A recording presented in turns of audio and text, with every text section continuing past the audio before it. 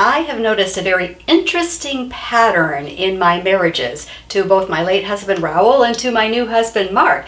And I bet you this might be a familiar pattern in your life, although sometimes we don't recognize how destructive this pattern is. The pattern goes something like this. I find myself dwelling on my husband's flaws or the little ways that he's disappointed me by not doing something I wished for or doing something I didn't wish for, and I just start to notice his flaws, the things that disappoint me, his shortcomings, and I start to dwell on them and dwell on them and dwell on them. Does this sound familiar? And as I dwell on all those things and start to make the mental list of like, well, and there's this that bothers me and then there's this that bothers me, I start to have sort of this negative downward spiral happen where all of a sudden I'm starting to think thoughts like, I should have never married this man. I would be better off without this man. Does this sound familiar at all? I think it happens in almost every marriage because, newsflash, we allow our minds to dwell on, focus on what's wrong instead of what's right. And so I've learned to do something that the Bible instructs us to do in Philippians 4:8. You know, God is pretty wise. He actually knows what we should do. He has it right there in black and white in the Bible. Maybe we should do it.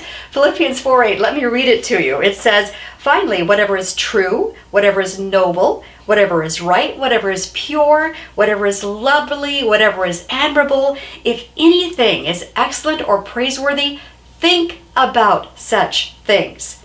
What does that mean when it comes to your marriage? It means when you catch yourself starting to make that mental list of all the disappointments and failures of your husband, how he's letting you down, disappointing you, you immediately catch yourself and you say, no.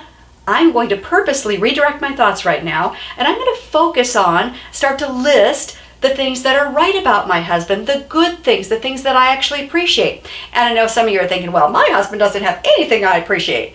That is a lie. That is not true. Let me give you some examples, because you might think, well, I don't have a very good husband.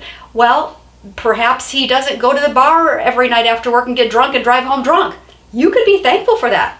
If your husband goes to church with you, that's a rarity. You can be super thankful for that. If your husband doesn't have some dreadful addiction that's harmful, you can be super thankful for that. Does your husband go to work? You can be so thankful for that because a lot of husbands don't, and they let their wives shoulder the whole financial burden. So you could be thankful for that. Does your husband do little fix-it jobs around the house? Well, that's something to be grateful for. Is your husband handsome? Does he have a sense of humor? Does he occasionally play with the kids? These are all things for which you can be so grateful. And here's what's so fascinating about this. When I have disciplined myself, again, catching myself when I'm starting that negative thought pattern, and I discipline myself to immediately switch around and start listing anything good about my husband that I can be thankful for, the most fascinating thing happens. I immediately start to think, well, I actually kind of like this guy. He's not bad at all. All right, and I just go bebopping along. And it's kind of crazy. It works so well. I challenge you to try it. It could drastically improve your marriage.